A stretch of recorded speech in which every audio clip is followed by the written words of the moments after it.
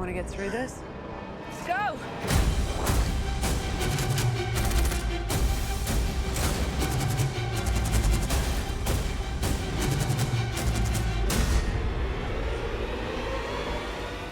Furiosa, I've got to talk about Furiosa.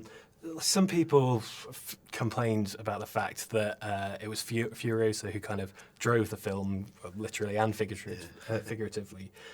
What was your reaction to those criticisms? There's some males, I think, were offended that this was a female road warrior.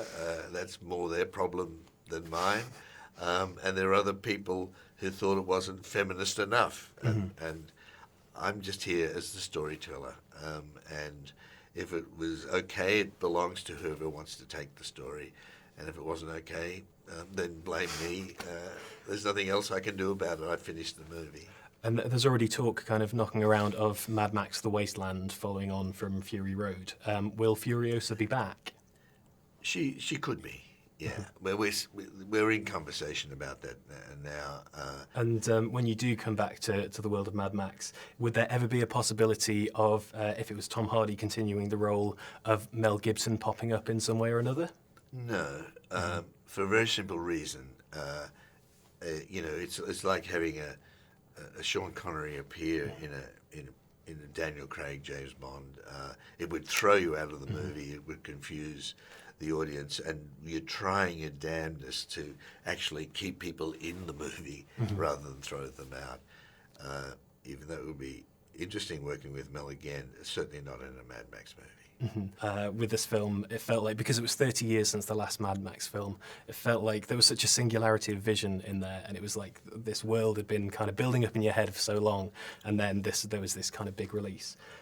So in a couple of years, it's going to be 20 years since Babe 2. Have you got any plans for the most kind of crazy, ridiculous, over-the-top Babe film that's ever been made?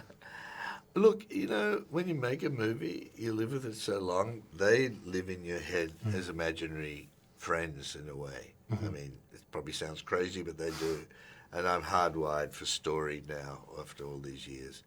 And so, yeah, Babe drifts by in the back of my brain sometimes.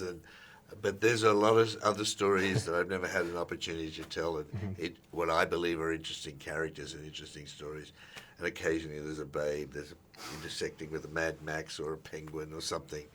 And that's how my brain works. And what usually happens is one takes hold. And there's a kind of gravitational pull to that story, and you're compelled to tell it against your own best interest sometimes, but you have to tell that story. Well, I would definitely pay to see a Mad Max /Babe / Happy Feet film. So. Yeah, that would be interesting. Just to see what it was, to see what came out.